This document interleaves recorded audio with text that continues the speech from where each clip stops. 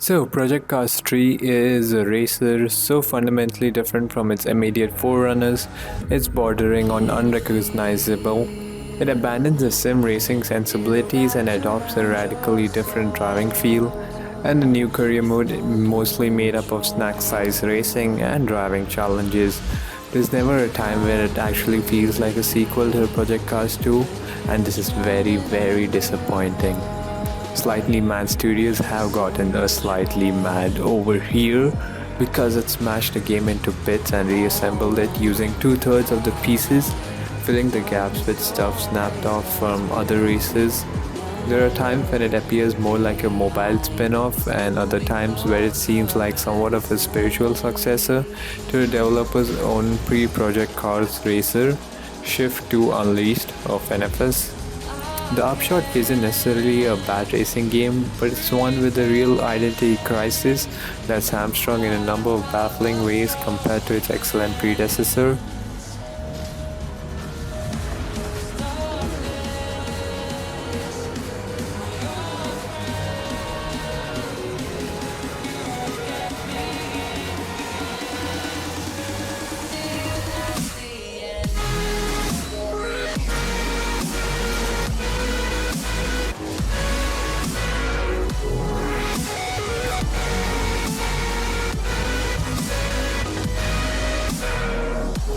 Project Car 3 ditches the race driver for hire model for a 10-tier curated experience stretching from road cars to hypercars and race cars to faster race cars.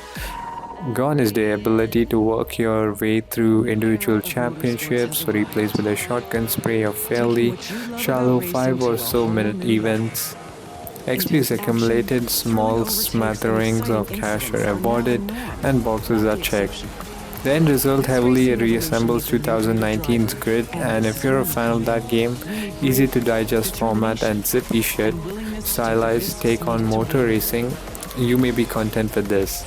There's also an asynchronous rivals mood along the lines of the identically named mood that's been doing the rounds in Forza games for many years, and it pilfers the GT Sports approach to scheduled online racing, which ultimately GT Sport lifted from iRacing in the first place.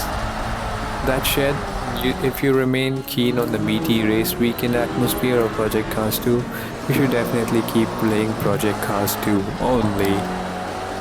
It rapidly becomes a bit of a grind though, and the initial payouts are a little too stingy to support the number of cars you're asked to continuously buy to complete specific events.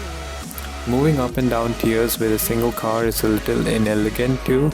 If your car is not currently eligible, you have to shuffle all the way back to the main menu, which is ill thought out.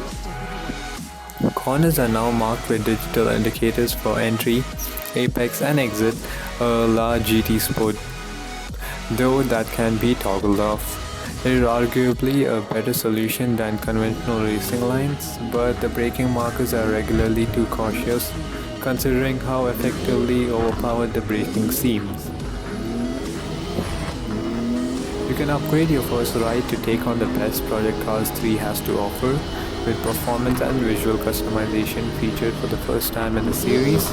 Stuffing enough upgrades into a Tommy Makin edition Lancer that can go toe-to-toe with the Bugatti Chiron has a certain charm to it, reminiscent of the original Gran Turismo and the great many games it subsequently inspired.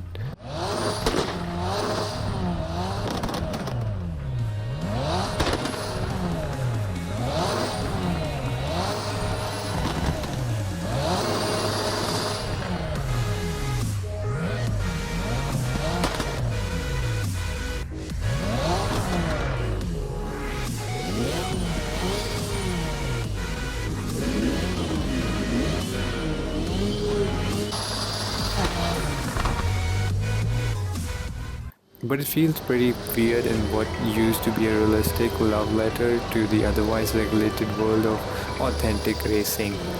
Road cars can also be turned into race cars via a race modification feature, the kind you may recall from the original Gran Turismo games. Now, visual customization doesn't offer the same freedom as the deep custom livery editors available in GT Sport, the Forza series, or Need for Speed. It's more in line with Grid or Driver Club, with preset patterns and decals to choose from. I will say the choice of tires is awesome though. I wish all races had such an extensive selection of brand name tires. The AI is bizarrely uneven too, depending on track and car combinations.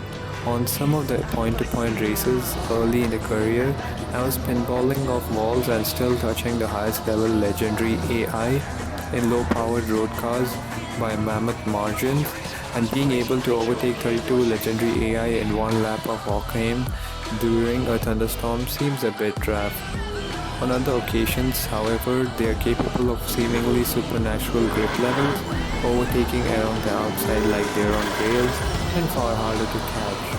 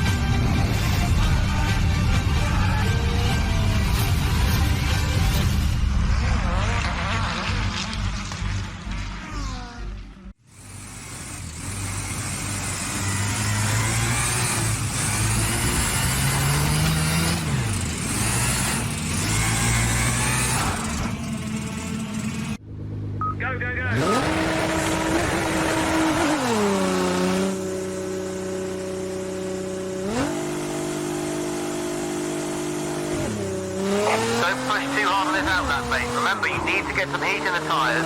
The brakes need to come up to temp 2 before you can really get on it.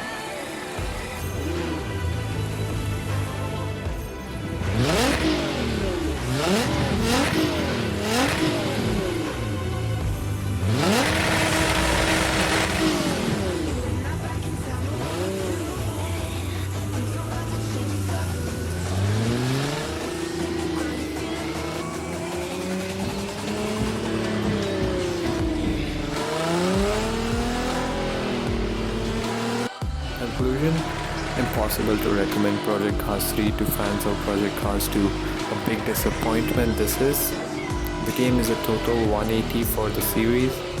It's easy to pick up and play, and the racing here is robust enough for some casual thrills and spills, but ultimately it's not the original. It's not like the original Project Cars 2 or 1. and equips so many other racing games that racing gamers probably already own. Project Cars 2, this is about as good as real racing gets right now.